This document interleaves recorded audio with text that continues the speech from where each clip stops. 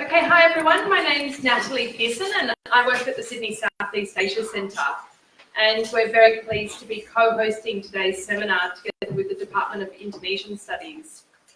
Before we begin, I'd like to pay my respects to the traditional owners of the land on which we're meeting, the Gadigal people of the Eora Nation. And I did notice on your webpage, Sophie, you've got a very beautiful acknowledgement of country in which you acknowledge not only the people in the country, but also the more than human inhabitants of the land on which we're meeting. So that might be a nice segue to encourage you to go and have a look at our speaker's amazing new website. It's called morethanhumanworlds.com. And Dr. Sophie Chao shares a lot of her thoughts, her writings, her experiences, and her beautiful photographs on that new website. So please do go and have a look at it. So it is my pleasure to introduce Dr. Sophie Chao, who is a postdoctoral research associate at the University of Sydney School of Philosophical and Historical Inquiry and the Charles Perkins Centre. Sophie has a Bachelor of Arts in Oriental Studies and a Master of Science in Social Anthropology from the University of Oxford. And she recently completed her PhD at Macquarie University, and she received the Vice-Chancellor's commendation for her PhD. We're incredibly lucky to have her. So today Sophie's going to be speaking about the topic Wrathful Ancestors, Corporate Sorcerers, Rituals Gone Rogue in Merauke. So Sophie's going to speak for about 40 minutes, and we will have plenty of time for questions and answers. We've got the room until 2 o'clock. We probably won't use all of that time, but we will have enough time for questions at the end. Before I invite Sophie to come up, I'd just like to remind the Indonesian Studies students to please sign the sign-in sheet at the front here if you're in Nofi's class today. And please feel free to come down the front at any point to grab some food and to have a look at the different SEAC events that we've got running throughout the year. So come and have a look at those after the seminar, but please come and get some food at any point. And it's now my pleasure to hand over to you, Sophie. Thank you.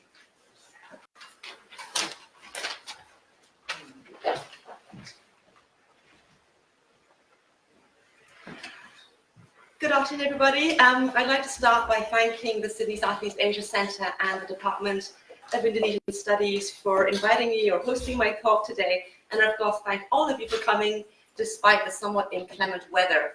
Weather, incidentally, that is strangely appropriate given that I'm going to be talking to you about rain-making rituals today.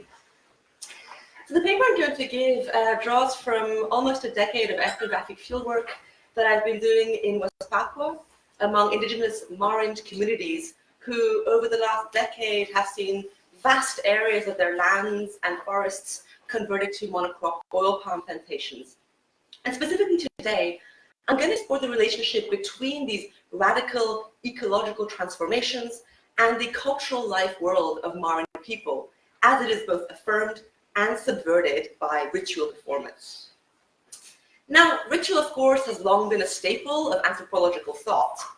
Scholars, for instance, have highlighted the role of ritual in achieving or affirming social and cosmological order. Others have examined the socially cohesive effects of ritual as symbolic meaning, as enacted performance, and as power-laden practice.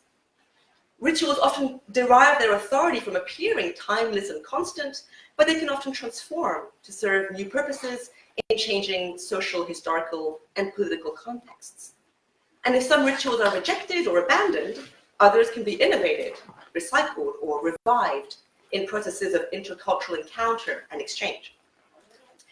But while ritual has been a central topic of inquiry since anthropology's inception in the early 19th century, it's really only over the last decade that anthropologists have begun to grapple with the reality and implications of ritual failure. I should, however, at this point note some notable exceptions in the work of anthropologists like Webb Keane, Clifford Geertz, and Edward Schiefling, works that I treat in the article version of the talk I'll give today, an article that's coming out in the journal Oceania in November. So scholars who've looked at ritual failure have shown that failure can arise from irregularities in the process, or motivations, or emotional states that rituals create. Failure can arise from mismatches between ritual performances and their broader social, political contexts. rituals can fail to provide psychological or social relief to their participants, and therefore preempt the possibility of their individual or collective transformation, which is one of the common objectives of ritual performance. Failed rituals, of course, also bring into question the shared meaning imputed to ritual outcomes by both their actors and their audiences. As Uto Husken puts it, one party's ritual failure can be another party's success. And these kinds of assessment, in turn, can change in the light of new experiences, encounters, and events. So in this paper, I'm going to focus on the form and outcomes of 2 rainmaking rituals that I attended in 2015, a year that many Marin with whom I worked described as abu-abu, a Bahasa Indonesia word meaning both grey and uncertain. During the year of abu-abu, Marin described the sky turned hazy from widespread forest burning to make way for oil palm concessions. The grey year was also one of severe drought, caused by the El Niño oscillation cycle and aggravated by the diversion of waterways to irrigate the newly established oil palm plantations. As monocrops expanded across Marin territories, the forest was stripped of its vegetation and became flaky and wizened. Community members often compared the shriveled fruit littering the ground to the cracked skin of their peeling forearms. Meanwhile, daily discharges of toxic mill effluents contaminated the rivers and the streams. Scores of dead fish floated to the surface of dried out ponds, while crocodiles and turtles became drunk on waterborne pesticides and sludge. In the villages where I spent most of my fieldwork, the fall of darkness was shrouded in the year of greyness with restless apprehension, as people speculated over why the rains refused to come. At dawn, men, women, and children would gather under the shade of withered trees and implore the clouds with incantations. Uraira, uraira, open yourselves. The drought was leaving humans, plants, and animals parched. The longest in decades, it showed no signs of abating. On the 7th of December 2015, a rain-making ritual was held to remedy the deadly desiccation afflicting Merauke. This event was hosted by a Marin customary expert and attended by over 200 Marin villagers from various settlements along the upper Bian River. Yet this ritual was a dramatic failure. Procedural mishaps abounded.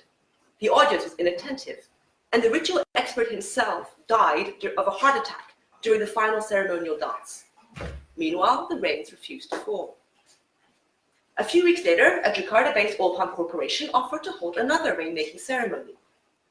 Organized and performed this time by a non-Papuan corporate representative, the ritual was widely dismissed by Marin as an opportunistic ploy to entice them into surrendering their lands to this company for oil palm developments. Yet no sooner did the ceremony end than a heavy rain fell upon the landscape, which lasted over 2 weeks. This felicitous outcome, however, was overcast by the morally fraught implications of the corporate ritual's success and, conversely, of Marin's own ritual failure. I'm going to return to this ethnographic material in more detail, and I'm going to make 3 key arguments based upon it, arguments I'll return to in the conclusion. Firstly, I'm going to suggest that ritual failure sheds critical light on the radical social and environmental transformations taking place in Merauke, and that this failure can be just as, if not more, meaningful than ritual success. Second, I'm going to argue that ritual and failure and success are relational outcomes, and therefore they're best analyzed against each other, rather than solely on their own individual terms. And thirdly, I'm going to argue that rituals that should succeed but fail can be just as problematic as rituals that should fail, but in fact succeed.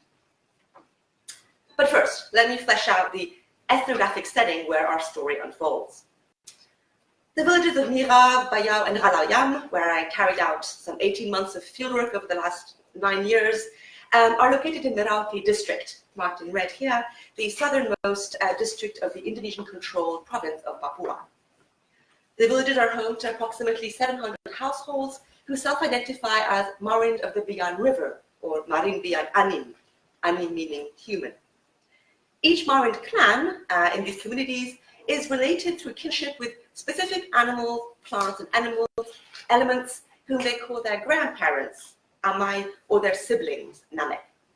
And these non-human entities share common descent with their human counterparts from ancestral spirits, or Dema, whose past undertakings are described in a vast body of Marin myth. Powerful and all-encompassing beings, Dema are revered by Marin for their creative potency, but they're also feared for their destructive dispositions and punitive capacities.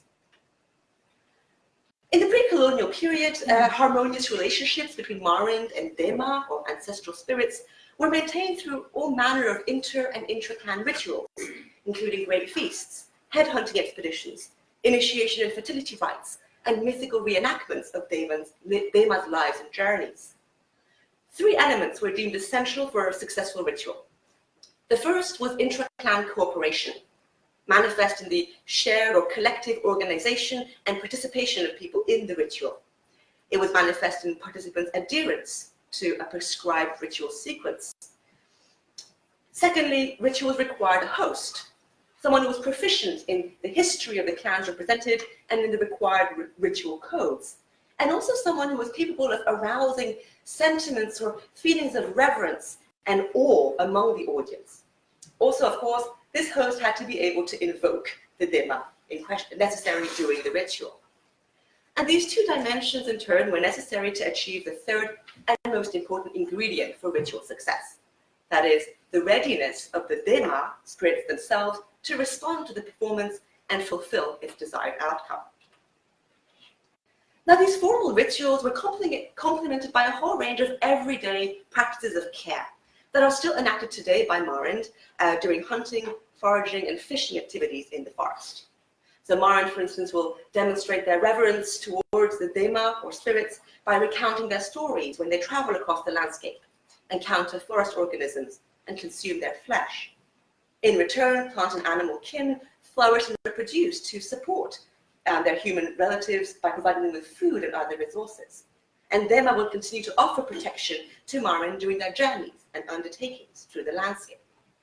Conversely, failure to enact rituals and everyday practices of care, such as the ones I just described, towards Dema and plant and animal kin, results in ancestral punishment, which often takes the form of dramatic climactic events, floods, droughts, and or illness, injury, and death among Marind themselves.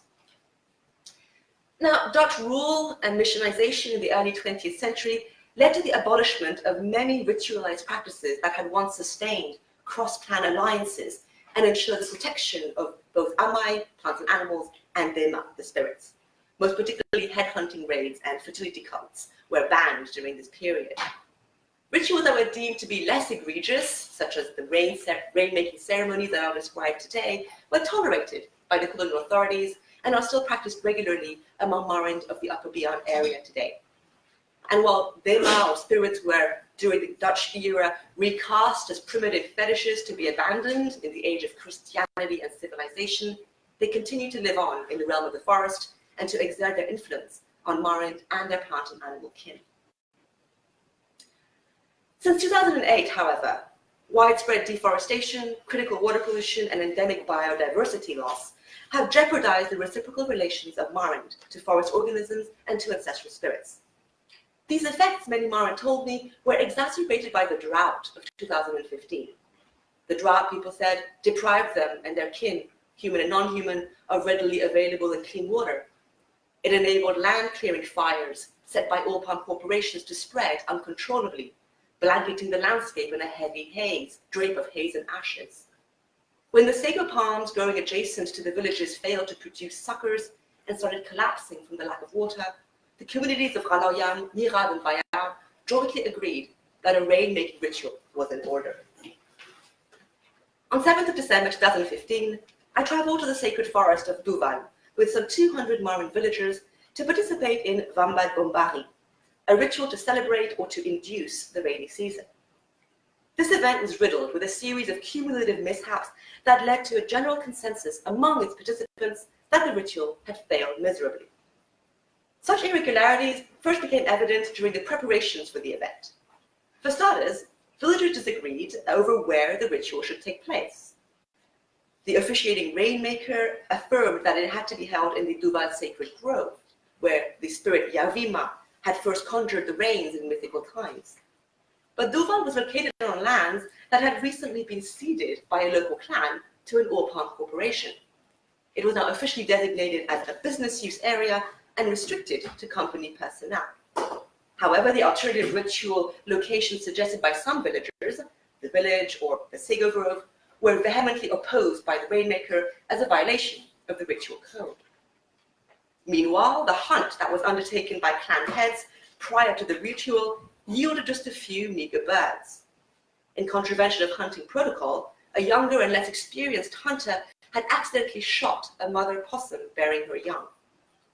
In the Duval forest, the timely construction of the feast house was impeded by several consecutive oil palm promotion campaigns, which all clan leaders were required to attend.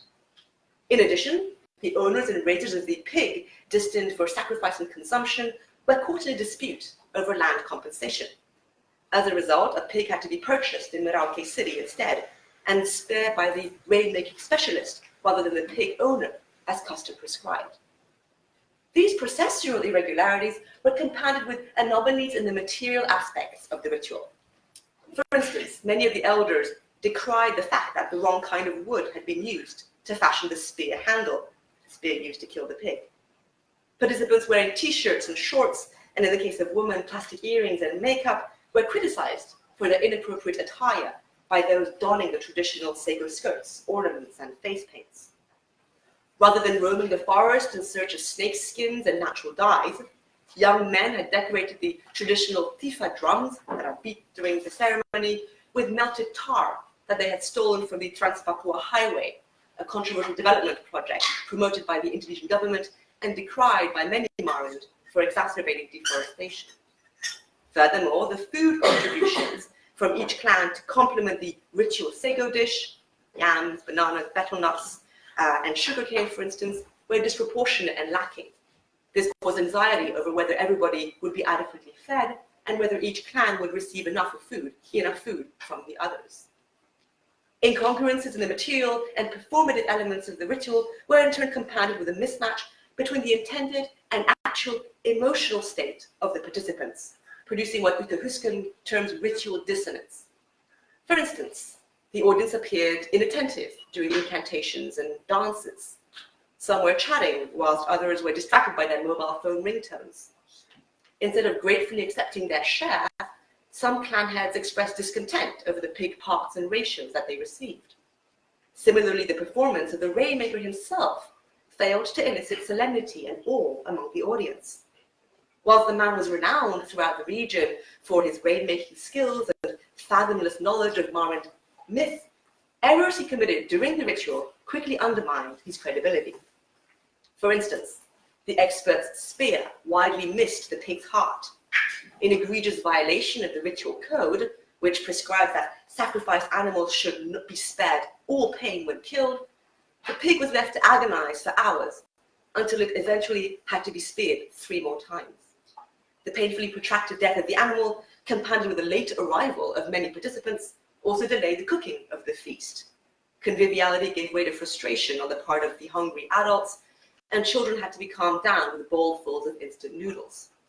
Not a staple ritual food. The rainmaker also fumbled when reciting spells during the ritual.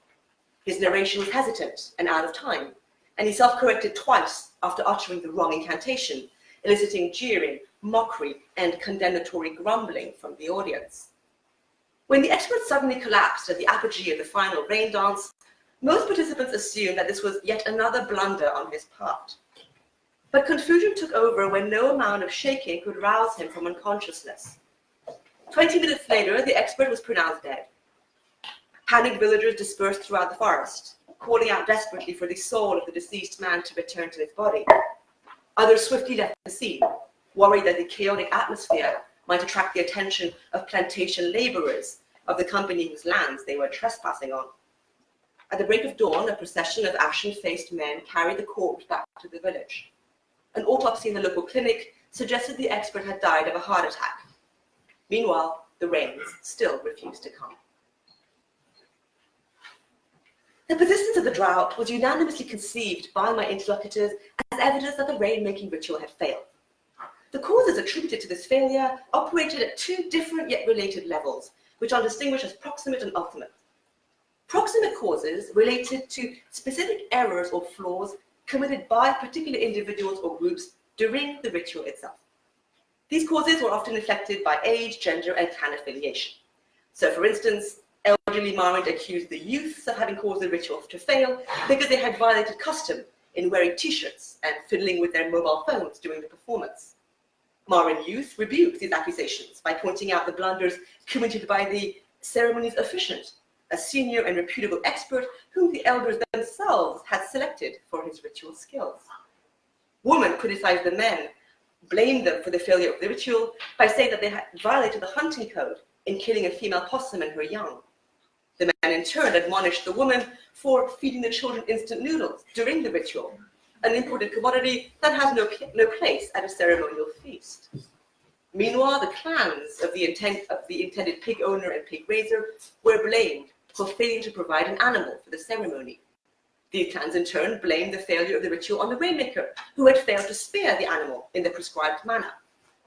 At the same time, the participants themselves had shown inadequate commitment to the ceremony. Late arrivals, inadequate attire, insufficient gifts, and the mockery and inattentiveness of the audience may equally have predisposed the ritual to fail. While proximate causes such as those I just described remained a source of contestation among Marin, eventually most community members agreed that these individual and immediate factors could not readily account for the unprecedented frequency and magnitude of the errors that had occurred during the ceremony. After all, a ritual expert had died. The drought had lived on. Some less tangible truth or ultimate cause must be at play, one that transcended the idiosyncratic and space and time-bound setting of the ritual itself. Finally, it was agreed that the ultimate cause for the ritual's failure was ancestral wrath. As Evelina, a young woman from Bahia, explained, to understand this disaster, the failure of the ritual, we must look beyond the ritual itself. The forest is being destroyed. Our plant and animal kin are dying. Some of us try to protect the forest, but others sell the land to oil palm companies for money. How could they not be angry with us? How could they not want to punish us? After extensive deliberations across clans and villages, many ritual participants, like Evelina, reached the troubling conclusion that the failure of the performance was of no one's fault but their own. Dema, or spirits, had wielded their powers to punish the villagers for moral failures on their part that were manifest in, but originated beyond, the ritual itself. These moral failures, as Evelina and many others affirm, arose from Marin's changing relationship to forest species and spirits in the context of oil palm expansion. And to understand this, we need to zoom out from the ritual and look at the broader context in which this ritual took place. Over the last decade, the proliferation of oil palm monocrops in Merauke has given rise to heated dissent amongst Upper Bian villages over whether to endorse or oppose the agribusiness sector. While some staunchly resist oil palm projects through grassroots campaigns and advocacy, others are collaborating with the agro-industrial sector in the hope of achieving material gains, education, and employment. Indeed, the rainmaker himself was rumored to have signed off some 5,000 hectares of his land's plan. Other villagers were colluding with the private sector as middlemen or spies. Elite cooptation, bribery, and inequitably distributed compensation were breeding fragmentation and distrust among the communities. Indeed, at the time of writing, intra-community conflict over matters of land rights, boundaries, and payments had caused the death of 8 community members. Clans, once bound by custom and kinship, turned against each other over cash and contracts. As Barnabas, an elder from Bahia, put it, in the past, Marin clans ate sago together and shared skin and wetness with each other. Now we fight over land and money. Marin clans no longer eat together from the forest. Instead, Marin clans eat each other up. Meanwhile, Marin's non-human kin, too, struggle to survive the rampant decimation and pollution of their native habitats. Bamboo clusters and sago groves collapse as the soil is depleted of its minerals and the rivers contaminated by sludge. Pigs and cassowaries that venture into monocrops die of hunger or are eaten and sold by transmigrants or plantation workers. Rather than water, nutrients, and symbiotes, plants and animals that once thrived in the company of their human kin wilt and starve. Hunting and gathering are increasingly giving way to commodity-based foodways as lands become privatized and forest game and vegetation make themselves scarce. Many Marin now spend extended periods of time in Merauke city, working office jobs and eating foreign foods. They are said to have forgotten how to walk the forest how to listen to birds, and how to make sago. Lured by the promise of material wealth, these individuals are said to neglect the consequences of their actions for the fate and future of the forest and its other than human inhabitants. In this light, then, the outcome of the rainmaking ritual of the 5th of December crystallized the societal breakdown between the land, the people, and the spirits in ways that transcended the spatio-temporal frame of the ritual itself. It foregrounded the collective moral failure of Marand to protect the forest and its sentient life forms from the subversive effects of capitalist expansion. This failure, many Marand affirmed, lay at the heart of the ire of the ancestors, the breakdown of the ritual, and perhaps even the drought itself. 3 weeks following the failed ritual of 7th of December, representatives from an oil palm company visited Ralaya, Mirav, and Bayao, and offered to hold a second rainmaking ritual for the communities. This community had approached the villagers on several occasions over the preceding months to promote oil palm development. They had held consultations with clans and households, distributed food and cigarettes, and offered monetary contributions towards the maintenance of the local primary school and church. Generous compensation and welfare packages had also been promised to the communities. By late 2015, when this company approaches the villages, the corporation was facing an imminent deadline under national land development laws to start concretizing its oil palm project, failing which its business permit would be revoked. Consequently, many Marand whom I worked with assumed that the corporation's offer to host a rainmaking ritual was nothing other than an opportunistic ploy to get villagers to surrender their lands for the oil palm project. Many also squarely dismissed the authenticity of the ritual. The ceremony would be carried out in Indonesian, and it would take place in the village. Its hosts would not be Marand ritual experts, but Javanese businessmen. These foreigners, many people said, knew nothing of Marand customs, myths, or ritual codes. They would never be able to invoke the support of Dema. Several officials from the Indonesian National Army and the government, whose presence and authority in Merauke and West Papua more generally, many Marand widely resent, had also been invited to this ritual. The ceremony, community members agreed, was fake and therefore bound to fail. Only a handful of villagers participated in the ceremony of 31st of December 2015. Those who did, however, were struck by the remarkable degree to which the ritual followed the prescribed form and sequence of Wampan Bombari, rainmaking ritual. For instance, the corporate hosts arrived wearing elaborate bird of paradise headdresses, face paints, and pig and cassowary bone ornaments. They were equipped with all the necessary food offerings: betel nut, taro, sago, sugarcane, and bananas. The officiants also had handwritten copies of various Marand spells. Although their pronunciation was flawed, they read these incantations out with great solemnity and in the correct order. Errors that did occur during this ritual were few and minor compared to those that had plagued Marand's own earlier ceremony. The spear, for instance, hit the pig's heart. The sago dish cooked in time. Everyone was sufficiently fed, and no one died.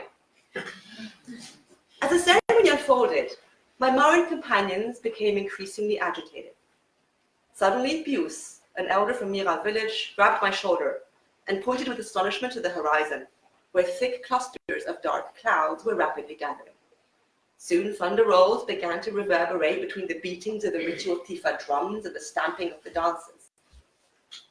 Almost at the same point in the ritual, when a few weeks earlier the rainmaker had collapsed of a heart attack, the clouds burst above Mirav, releasing a heavy downfall that lasted for over 2 weeks. As tragic as it might have been, participants and opponents alike could not deny that the corporate ritual had achieved the outcome that they had all desired. As with the first ritual, villagers differed in their interpretations of the proximate causes of the ritual's success. Some suggested that the company had checked the weather forecast and strategically timed the event to coincide with predicted rainfall. Others suspected fellow villagers of having divulged the sacred spells and sequence of Wampan Bombari to the company in exchange for money and alcohol. Perhaps it was just a matter of coincidence or luck. For most of my interlocutors, however, the success of the ritual confirmed widespread rumors that foreign corporations are in fact sorcerers. Sorcerers whose supernatural and lethal powers transcend Marand's own in both scope and effect. So to understand this idiom of sorcery, we need to understand the various types of sorcery recognized by Marin. So Marin in the Upper Bian area recognized two different types of sorcery, Kumbhaka and Suwangi. Kumbhaka is a Marin word, Suwangi a Malay word, Indonesian word. According to people I talked to, both Kumbhaka and Suwangi are malignant, destructive forces that are harnessed by particular individuals to inflict illness, injury, and suffering upon their victims. But whilst Kumbhaka is said to be a local form of sorcery, practiced exclusively by and among Marin, Suwangi encompasses sorcery of foreign origins. Okay? So these include sorcery introduced in pre-colonial times by Indonesian traders, plume hunters, and sorcery practiced today by non-Papuans who live in West Papua and who control or exploit natural resources in some form or another. And indeed, many villagers that I worked with describe corporations as the latest and most prevalent form of Suwangi in Merauke today. Marcelina, a mother of three from Bira village, for instance, described companies as always hungry for more land, just like Kumbhaka practitioners are perpetually hungry for the flesh and blood of their vulnerable victims. Geronimo, a young man from Baya village, compared Kumbhaka to open corporations that sap the life-sustaining flesh and fluids of Marin and their other-than-human kin by converting the central forest into arid plantations and by diverting streams and rivers for irrigation. Corporate sorcerers, Elder Petrarcus explained, are also like Kumbhaka in that they can replicate themselves and be in several places at once.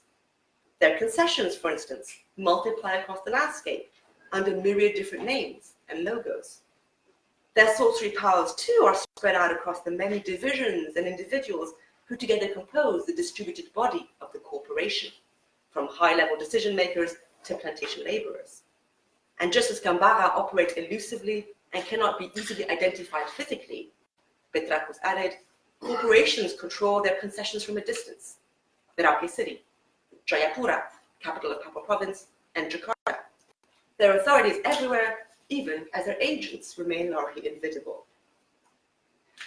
Now, importantly, Marin often affirmed that corporate sorcery, or Suwangi, was vastly superior in both scope and effects than their own practice of Kumbhaka. Most critically, Kumbhaka is an endogenous form of sorcery that can only be inflicted by Marin against other Marin. It operates internally to their own communities. The roots, effects, and antidotes of Kumbhaka are also relatively well known to most Marin. For instance, Kumbhaka practitioners are known to acquire their powers from the ancestral spirit or Dema Ugu, who bears a mythical grudge against humans. These individuals attack their victim by contaminating their food or casting spells upon them in the forest, often with the aid of co-opted plants and animals. These lethal effects, however, can be countered by medicine men, Misav Anim, who invoke the spirit Sosom to their aid. So the issue with instances of Kumbhaka then is less about whether or not Kumbhaka has happened than who is responsible for it. Suwangi, in contrast, operates exogenously. In other words, Marin are vulnerable to the effects of Suwangi, but they themselves cannot inflict it upon others because Suwangi's origins, techniques, instruments, spells, and remedies are unknown to them. Conversely, Suwangi are immune to the effects of Kumbhaka because Kumbhaka can only be inflicted by Marin to other Marin. So there's a lack of balance between the two kinds of sorceries and their potential victims. The supernatural powers of corporate Suwangi in particular were often said to be heightened by their association with other threatening and foreign presences in Merauke. For instance, many corporations in the area collude with the military personnel who work as plantation security staff or patrols, and whose deadly and elusive operations Marin widely described through the idiom of Suwangi, particularly the undertakings of Kopassus. Corporations are also in large part responsible for the growing influx of non-Papuans into Merauke, who bring with them new forms of sorcery from across the Indonesian archipelago. And while instances of Kumbhaka decreased dramatically during Dutch colonization, the arrival of foreign corporations and settlers means that Suwangi is on the rise. Finally, whereas Kumbhaka, this Marin form of sorcery, entails a direct physical assault on an individual in his or her instant demise or death, corporations are said to operate through the subtle and pernicious powers of persuasion. This usually takes place during face-to-face encounters when corporate sorcerers are said to take control over the minds, words, and actions of community members. For instance, in January 2015, Ralayam elder Pius, portrayed on the right here, was invited to a consultation with a corporation in Merauke city. From the moment he entered the room, his mind, he told me, became empty. Pius could not remember what he said or what he heard or who he met. 3 weeks later, bulldozers arrived and started felling the eucalyptus trees growing on his land. When Pius intervened to try to stop them, he was handed a contract signed by his own hand, surrendering 3,000 hectares of land to the company at less than 1,000 rupiah, 10 Australian cents per hectare. In another case, Alex, a middle-aged man from Mirav, portrayed on the left here, was nominated by his clan to seek compensation from an Orpan corporation that had destroyed their sago groves. Alex prepared meticulously for the negotiation, and I was with him for most of it. The next day he goes to the meeting, and he comes back with no recollection again of what happened during this negotiation. That evening, he found in his satchel a signed agreement for a surrender of 2,000 hectares, with no mention of compensation. And I collected many similar accounts throughout my fieldwork in Merauke. Just how corporations control the actions or decisions of individuals like Pius and Alex is shrouded in mystery. These occurrences often take place in Merauke city, a place that many Marians associate with foreign things and people, as well as danger and death. Each form of sorcery-induced behavior on the part of individuals like Pius and Alex furthers the economic interests of the corporations: land appropriation, compensation annulment, and the acquisition of labor in some instances. Each behavior in turn adversely impacts not just the victim, that individual, but his or her broader social networks. For instance, individuals who agree to land surrenders under the influence of corporate sorcery cause anger and resentment among their kin, which can sometimes turn into violent conflict. Individuals who accept compensation during these meetings provoke jealousy and suspicion when they return to the village, because no one knows how much they received and whether they are distributing it fairly. By agreeing to Orpan developments, victims to corporate sorcery also directly contribute to the destruction of the forest as the home of Marind, Dema, and other than human life forms. So unlike the consequences of Kumbhaka, those of corporate acts of sorcery are not immediate, individual, or temporarily bounded. Rather, these effects are latent, distributed, and irreversible. They materialize gradually over time and space, as vast swaths of forests are replaced with Orpan. They undermine the kin-based relationalities of Marind and jeopardize the futures of their other than human siblings. In sum then, rather than killing their victims in the manner of Kumbhaka practitioners, corporate sorcerers turn victims themselves into agents of destruction. So against this backdrop, the rainmaking ceremony of 30th December confirmed many Marins' belief that corporations wield supernatural powers of inchoate form, yet unrivaled efficacy. Whereas Marin had failed to elicit the corporation of Dema, or spirits, the company, as Elder Gervasius put it, had triumphed.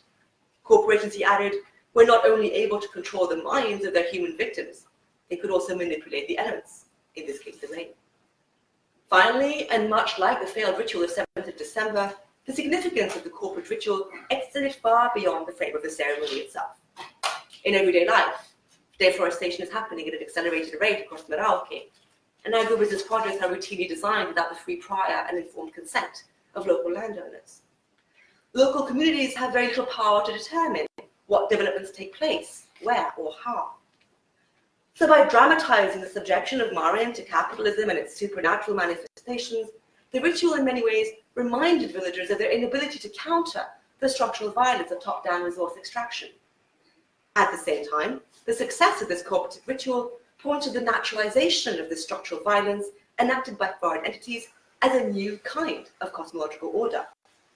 In this order, elements, events, and entities once overseen and controlled by Dema are being instrumentally manipulated by foreign institutions, whose mysterious yet efficacious control over the Marin life world manifests both in the processes of everyday life and is reaffirmed by the outcomes of ritual performance. So, if the first rain-making ritual reaffirmed to Marin the transcendent power of Dema, or their own ancestral spirits, the second ritual demonstrated that capitalism and its effects too had to be understood in more than human terms. and both events figure prominently in the memories and discourses of Upper Bian villagers to this day, including my most recent trip to Merauke in late July of this year.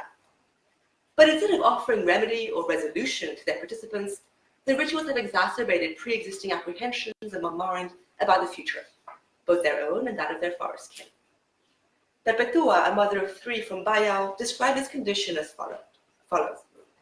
In the past, Marin lived like fish swimming together down the Bian River. But now we are like fish caught in a river that flows upstream and downstream at the same time. No matter how hard we try, we cannot move. We cannot go backwards or forward. Pushed one way and then the other, we are stuck. Much like the aquatic critters jolted to and fro by opposed river currents, Marin find themselves caught in a disturbing double bind. Now, I'm using here a term originally deployed by Gregory Bateson to explain the communicative complexities faced by schizophrenics.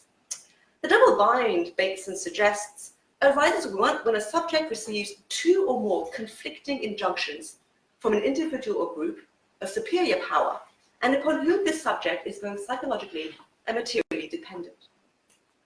These verbal injections are often reinforced by signals that communicate a threat to the survival of the subject if he or she fails to comply with the injunction.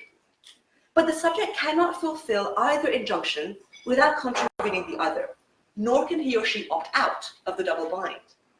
This produces, according to Bateson, profound emotional disorientation and distress manifest in its most extreme form as schizophrenia. So leaving aside the schizophrenia dimension, we can really use this concept to try to understand the kind of tension at play in these 2 rituals. The participants of the rituals received conflicting injunctions from 2 distinct sources of supernatural power. As the first outcome suggests, Marin must sustain custom and resist agribusiness expansion if they are to avoid punitive retribution from ancestral spirits. Ancestral spirits is the first source of injunction. Yet Marin are also vulnerable to the power of corporate sorcerers, second source of supernatural power, who can manipulate them into committing the very acts that incur ancestral punishment: seeding of the land, the receiving of compensation, the destruction of the forest. These conflicting messages appear to reveal also an inability on the part of Marin to counter the supernatural influence of corporations on the one hand and comply with their duties to the ancestors on the other. Together, the compounded meanings of the rituals create what Bateson terms a schizophrenogenic environment in which Marin cannot satisfy one party without facing the threat of violence from the other. Neither outcome offers to Marin a means of overcoming or resolving the tensions and transformations wrought by agribusiness. Instead, they dramatize a sort of twofold disempowerment of Marin in the face of unforgiving spirits on the one hand and invasive corporations on the other. In this light, then, the moral implication of the corporate ritual's unexpected success proved just as problematic as those of the customary ritual's dramatic failure. At the same time, of course, the ritual outcomes of the 2 ceremonies I've described point to an asymmetry in power between the 2 figures of authority from whom Marin received these conflicting injunctions. On the one hand, ancestral spirits affirmed their power by thwarting Marin's attempts to end the drought, in doing so they revealed their continued influence. But these same ancestral spirits proved incapable of preventing corporate sorcerers from bringing the rains. The power of spirits then appears to be confirmed by the failure of the first ritual and yet undermined by the success of the second. Both rituals dramatize the vulnerability of Marin to more than human forces, but they also point to the troubling disempowerment of ancestral spirits themselves in the face of corporate sorcerers. To conclude then, the ethnographic data analysis that I've tried to present here offers several insights into the dynamics of ritual failure. Firstly, consensus on whether and why rituals fail or succeed can operate within different domains of causality, which I've distinguished here in terms of proximate and ultimate causes. Agreement in one sphere may coexist with disagreement in another. So whether or not ritual has failed depends as much on the individuals reaching such conclusions as on the logic of causation that they are premised upon. Secondly, ritual failure challenges the assumption that ritual is an innately efficacious, undisputed, and timeless vehicle for cosmological order and redress. Instead, ritual reveals itself an iterative process of interpersonal and intercultural negotiation, one that can be just as conflictual as it is integrational. At the same time, the risk of failure itself might be precisely what makes ritual meaningful, particularly when these rituals entail contact with powerful and unpredictable forces, human and other. Thirdly, the dialectical significance of the two performances that I've explored today suggests that ritual failure should be investigated less as a discrete phenomenon than through its relationship to ritual success, and vice versa. The rainmaking rituals of December 2015 accrued their cumulative meaning for Marind not as standalone events, but rather as interrelated manifestations of opposed yet asymmetric sources of supernatural power. Finally, the ritual protagonists, processes, and outcomes I've examined suggest that the growing attention of anthropologists to ritual failure needs to be accompanied by equal attention that rituals that should fail, but problematically succeed. The risk here is not just that the rituals may be co-opted by powerful others, such as corporations, but also that these co-opted rituals may in fact fail to fail. In turn, rituals that prove efficacious despite being in the wrong hands, as one might put it, can be deeply anxiogenic because they bring into question the nature of the broader social order in which they take place. In Merauke, such rituals confirm in troubling ways the emergence of a new cosmological order, one in which native species, spirits, and elements fall under the control of foreign and powerful corporations across the realms of the transcendent and immanent. Co-opted rituals, then, are no less meaningful for being less authentic, especially when their outcomes seem to suggest otherwise. Together, rituals that should succeed but fail, and rituals that should fail but succeed, cast into stark light the conundrums faced by Marind in engaging with custom and capitalism, and the powerful allies and foes that such engagements entail. Thank you. Terima kasih.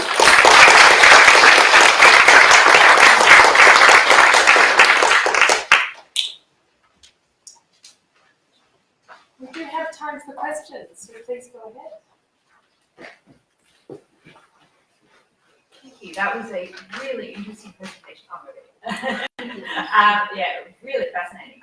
I just wanted to pick up on this a really interesting dialectic you had between success and failure and fake and real.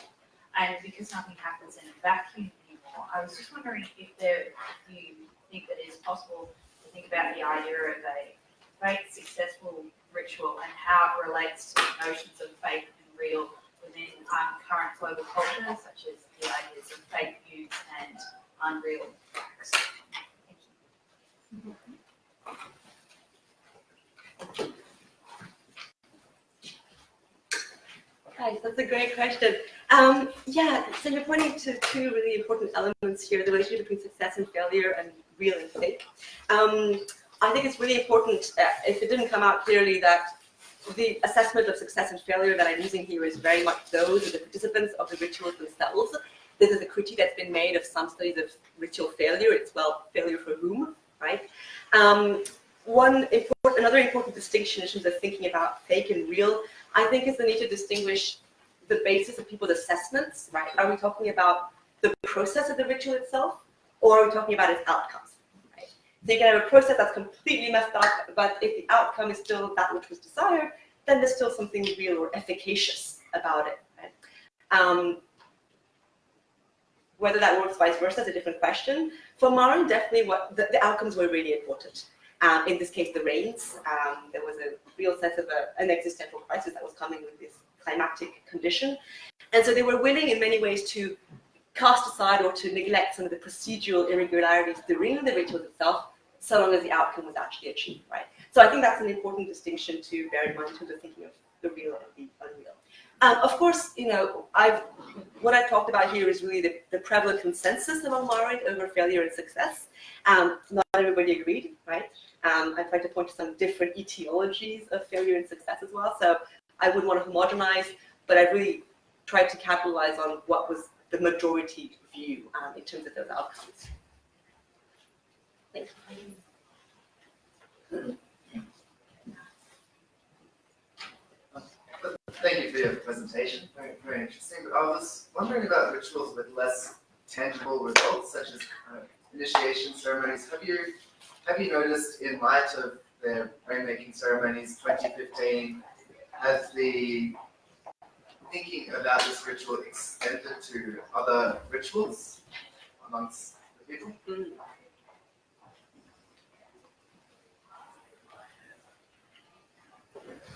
That's a great question. So you've touched on initiation rituals, which were definitely a central part of Maoran culture in the pre-colonial period. A lot of these rituals were banned during the Dutch period. A lot of them involved homosexual and heterosexual initiations and fertility cults, which were deemed egregious by missionaries, amongst others. And in fact, a lot of the Maoran communities that I work with don't want to talk about those rituals because they have a sense of shame and embarrassment that comes with them, right? In fact, a lot of things to do with sexual mores was out of bounds for that reason, and my being a woman also made it difficult for me to access those kinds of knowledge. So, respecting that meant I sort of had to stay away from asking the questions. In terms of the sort of repercussions of these rituals on other practices, people bring up these rituals every time they're organizing a ritual. And in fact, many villagers in the deliberations that ensued decided that actually maybe it was best to actually stop performing rituals completely. Because if they're going to be co-opted, maybe it's just best not to go there, right? Stick to everyday practices of care. Better to not perform a ritual than to let it become co-opted. Right? Again, a lot of tension and disagreement over that. But there have been a lot of instances of rituals that have been abandoned because it turns out that their outcomes can be more destructive than anything else. Great question.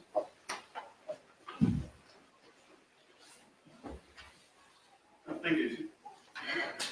Thank you, Sophie. That was fascinating. I was just wondering if you could say more about the actual practices involved in these forms of sorcery, or the presumed techniques of sorcery, and whether they are much the same or differ. I'm just interested in sort of, in particular, how they would do the conjuring in a way, and what things are involved, I suppose, material practices of sorcery. But also, a sort of related question is, how would you distinguish the performance of ritual from the performance of sorcery?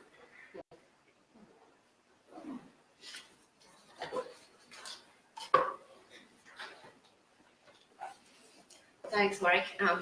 Always diligently picking up on my terminology and the need to be more precise, so thank you for that. I'll start with the practice of Kumbhaka, which is the native form of sorcery, and unlike Suwangi, is one that has a much more fleshed out sort of etiology and process. So a lot of the sorcery operates through the use of spells and incantations that are transmitted through dream from ancestral spirits to particular individuals in the community. So, these spirits, there are benign ones, and there are also very dangerous ones. They're sort of in many ways in the image of society itself. There are good and bad ones. And you can, invite a Dema to visit you in your sleep and pass on the spells and incantations that will allow someone to become possessed. There's also all kinds of objects as well. So food is the primary medium through which people inflict the violence of Kumbhaka.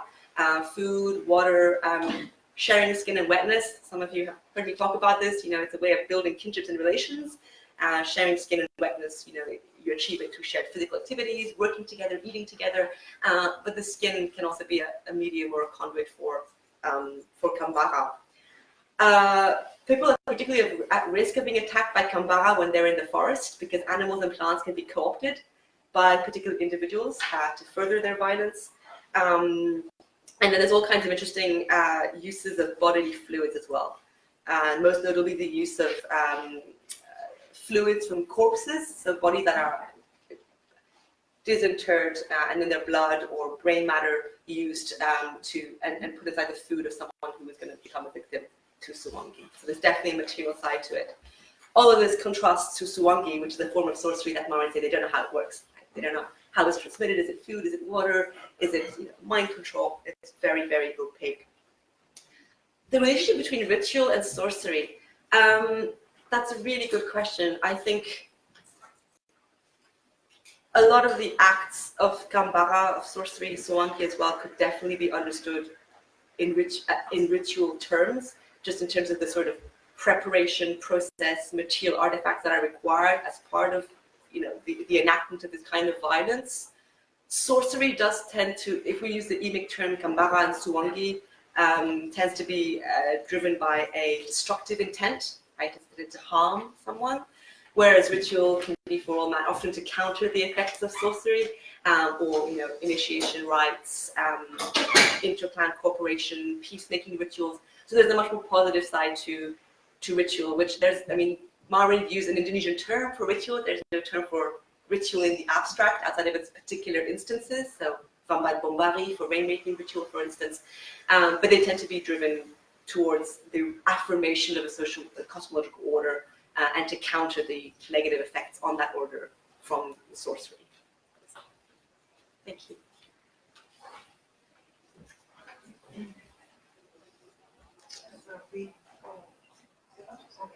Yeah, thank you so much for this talk. I wonder if you could comment a little bit about the sense of that tension between agency and ownership. So it seems to me, was it out of desperation that the community left the rain-making ritual to be conducted on their behalf? What degree of agency do people, feel, have some sense of in this case? Or is that kind of is ritual actually quite open in terms of ownership? That, in the sense that it is the outcome that they are focusing on, and that's, if their ritual fails, then that is the ownership of that ritual is open to other parties. Thanks. Thanks, David. That's a great question as well. In many ways, agency that you're touching on is kind of at the core of this piece, right? Whose agency and cui bono, who benefits from that agency and who suffers from it. So the second ritual, why did they let it happen? Or, as you can probably tell from this picture, when corporations and the military arrive in the villages, it's quite a intimidating sort of event. It's in trucks.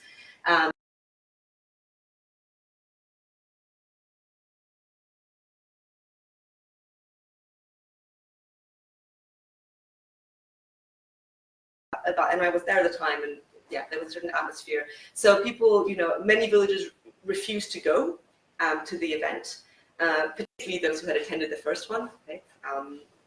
The few who did, I think it was out of curiosity in some ways. People are curious, and of course, when the weather started changing, more people started to gather because there was something very disturbing about the fact that the rains were coming. It was a felicitous but overcast, so to speak, kind of outcome. Agency is, it's a very difficult concept, or, it's difficult in the context that I'm talking about in West Papua here, where the bigger picture is a lot of developments that are happening without any sort of consent-seeking process, right? So you have socialisasi or awareness-raising meetings and consultations, but it's not really about respecting the right of people to say yes or no to the project. It's more about telling them that this project is going to happen, and this is what you do if you comply, essentially. So in many ways, I think, both these rituals, or certainly the second one, magnify and ritualize context in a much broader sense of lack of agency, right? But not just the lack of agency of Marind, but also that of the Dema, of the spirits, right? Because the spirits were not able to stop the corporation from making the rains come. So what does that say? What does that say about lack of agency on the part of one's own ancestral spirit? Right? And that's a really troubling sort of statement, I suppose. Thank you.